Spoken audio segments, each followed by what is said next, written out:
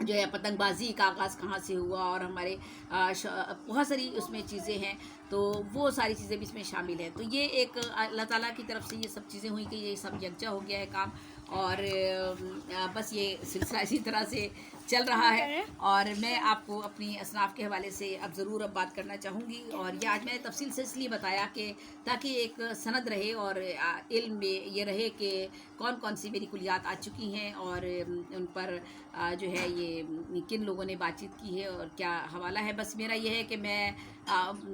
گوشہ گمنامی میں رہ کے،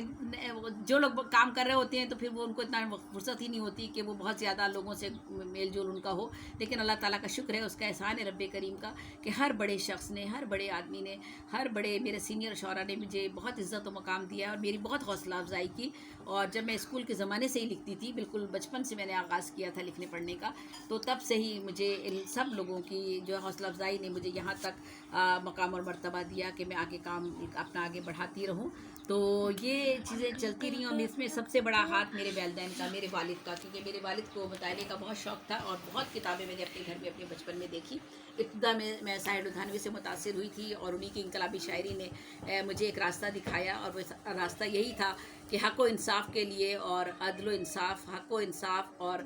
عدل، اور معاشرے میں خوشحالی اور عام انسان کی بہتری کے لیے ہمیں کوئی کام کرنا چاہیے، اور قلم جن کے ہاتھوں میں ہوتا ہے وہ قوموں کی رہنمائی کرتے ہیں۔ تو اس میں ہمیشہ سے میرا مشن اور میرا مقصد یہی رہا کہ میرے کوئی ایسا پہلو سامنے رہے، میرے جو بھی میں چیز لکھوں، چاہے نثر لکھوں یا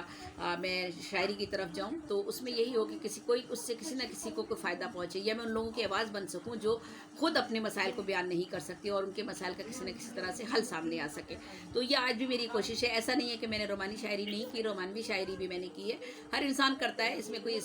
کوئی بری بات بھی نہیں ہے، اس لیے کہ ہر انسان کو یہ حق ہے کہ وہ اپنے درون ذات کو بھی کھنگالے، اور بیرون ذات کے اس کے جو ارد گرد جو کچھ ہو رہا ہے اس پر بھی کڑی نظر رکھے، اور ان ساری چیزوں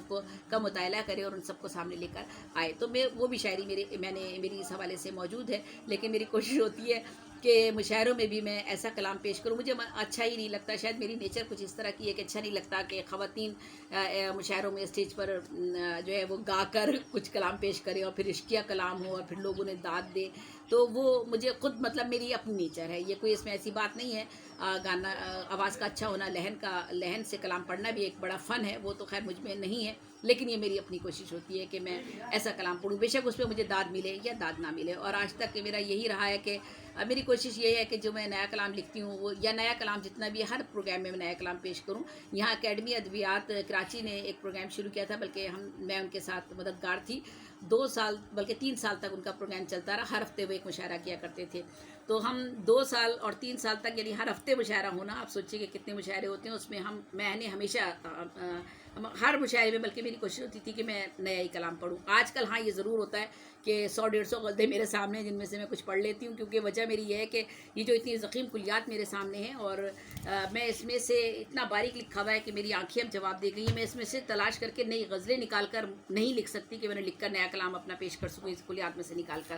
یہ دیکھیے جو موٹا موٹا لکھا ہوا ہے نا، یہ اقبال نے مجھے موٹا موٹا لکھ کر دیا ہوا ہے، اور یہی میرے پاس جو 150 غزلیں ہیں، تو ان میں سے اکثر یہ ہو جاتا ہے کہ میں ریپیٹ بھی کرتی ہوں اب مشاعروں میں، اور وہ پڑھتی ہوں۔ اس کی وجہ صرف یہی ہے کہ میری آنکھیں اب کمزور ہو چکی ہیں، اور میں اپنی کلیات میں سے بھی اپنی اچھا کلام نکال کر نہیں پڑھ پاتی۔ تو اقبال مجھ سے کہتے ہیں کہ تمہاری تو اتنی غزلیات ہیں سینکڑوں کی تعداد میں، تم اس میں سے نکالو، وہ نہیں پڑھو۔ تو بہرحال یہ سب چیزیں ہیں، چلتی ہیں، اللہ تعالیٰ آپ سے کام لیتا ہے۔ اور اب میں آتی ہوں اپنی اصناف کی طرف۔ آپ اگر اصناف کا ذکر کر رہے ہیں تو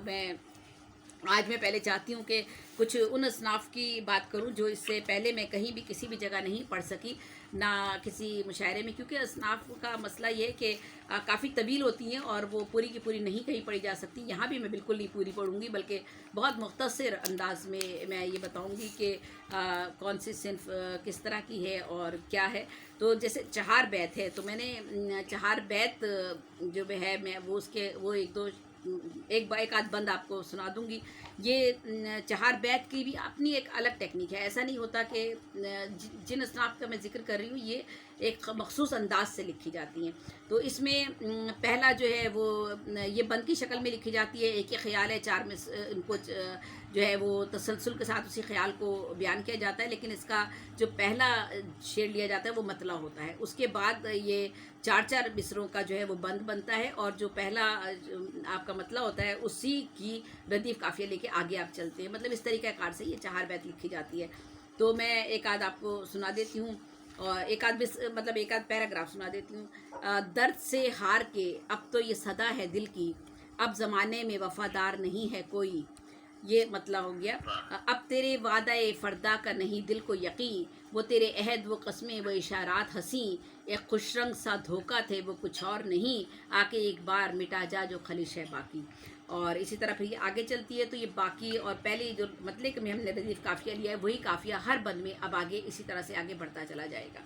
तो इसी तरह से अगर एक 4 बैत का एक और मैं आपको बंद सुनाऊँ, तो आपने अहद वफ़ा तोड़ दिया, हमने भी अपनी तमन्नाओं का रुख मोड़ दिया। और ये शब हिज्र अज़ियत के ये लम्हे तौबा, जैसे मक्तल में तड़पते हुए लाशे तौबा, अब भी नज़रों में मनाजिर हैं सितम के तौबा, हमने हर चंद हर एक बात का गम छोड़ दिया। तन पे अब सर भी मेरा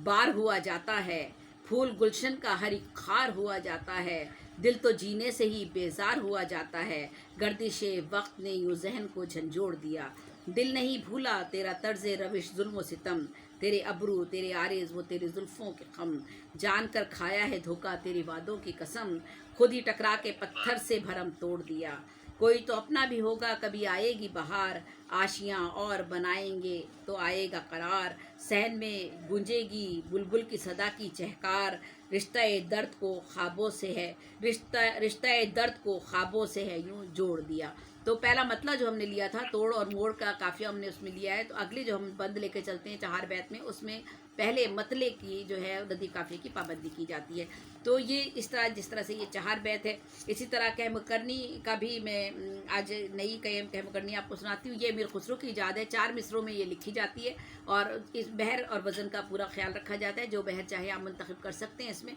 लेकिन 4 मिसरों में किसी न किसी मिसरे में कोई चंद एक ऐसे इशारे दिए जाते हैं जिससे आप उस बात या ऐसे अल्फाज का एहतमाम किया जाता है कि जिस चीज़ के बारे में आप बात कर रहे हैं वो चीज़ वाज़े हो जाए आखिरी पूरी 4 मिसरे पढ़ने के बाद कि आप किस चीज़ के बारे में बात कर रहे हैं। और ये जो है आखिर में जो अंदाज़ आखिरी सतर का होता है वो भी, या आखिरी या उससे पहले वाली सतर का वो भी अंदाज़ जो है मकालमाती अंदाज़ भी हो सकता है, और एक मखसूस अंदाज़ उसका होता है। ऐसा नहीं होता कि हम इसको कितने की तरह चार मिसरों में लिख लें या रुबाई की तरह 4 मिसरों में लिख लें, नहीं। इसमें कहम करने में अपना एक तरीका कार एक टेक्निक होती है। जैसे मैं कहती हूँ कि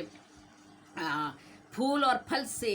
लदा शजर है, इसके साए में हर घर है, इसके बिना जीवन सुनसान, रब ना सखी वो माँ है महान। तो ये जो आखिरी सतर आई इसमें शुरू में तो आपको ऐसा लग रहा है कि पता नहीं किसका जिक्र हो रहा है। जैसे मैं कह दूं कैसा बरगो बार शजर है, साया भी इसका घर घर है, इसके बिना जीवन वीरा, ऐसा की रब ना सखी माँ। अब एक आपका तस्वुर यही जाता है कि जिस बागो बार से शजर जो है वो क्या है, शायद रब की बात की जा रही है या अल्लाह की बात की जा रही है जिसका साया हर घर पर है। लेकिन आप देखें कि अल्लाह ताला की ज़ात, रब करीम की ज़ात तो बहुत बुलंद व बाला है ना, उसको हम शजर से तशबीह दे ही नहीं सकते। करीब करीब आपका ख्याल वहाँ जाएगा, 4 इशारे आपको दिए जा रहे हैं लेकिन ख्याल वहाँ जा रहा है। लेकिन आखिरी सतर में आपको मकालमाती अंदाज में, पहली के से अंदाज में आपको जवाब मिलता है कि नहीं, रब नहीं, वो कहती है ऐसा कि रब, तो दूसरा आपको जवाब दे रहा है मकालमात में ना सखी माँ। तो ये एक टेक्निक है जिसको अमीर खुसरो की ये चूँकि ईजाद है, और उसी तरह से ये सारी की सारी उन्होंने जो है वो लिखी हैं। तो मैंने भी कहम करनियाँ इसी अंदाज में सारी लिखी हैं। और एक और धरती के हवाले से सुना देती हूँ। सोने और हीरे की कान, इसके बल से आए जान, क्यारी सखी है वो संतान, ना सखी वो धरती है महान। तो सोने और हीरे की कान, अब आपका तस्वुर किसी तरफ भी जा सकता है। शायद वो आपका ख़ानदान हो, आपकी फैमिली हो, आपके बच्चे हों, आपकी औलाद हो, और उसके बल से जान आए आपके जिस्म में, क्योंकि हम अपनी औलाद से बढ़कर तो किसी से भी मोहब्बत नहीं कर सकते, तो अपने ख़ानदान से बढ़कर। लेकिन वो बताते हैं कि नहीं, इससे भी अहम कोई चीज़ है, वो चीज़ है आपकी धरती जो आपकी इतनी महान होती है। तो इस तरह से ये कहम करनी है जिसकी अपनी टेक्निक है, और मैंने फिर कहम करनियाँ लिखी हैं। वाई का मैं जिक्र करती हूँ तो वाई है या काफ़ी है, इसका मैं जिक्र करती हूँ तो ये भी اپنی ٹیکنیک سے لکھی جاتی ہیں وائی اور کافی بھی. تو ایک وائی اگر میرے سامنے آتی ہے تو چھوٹے سے 2-4 لائنیں اس کی میں سنا دیتی ہوں. یہ میں نے وائی بھی جس طرح سے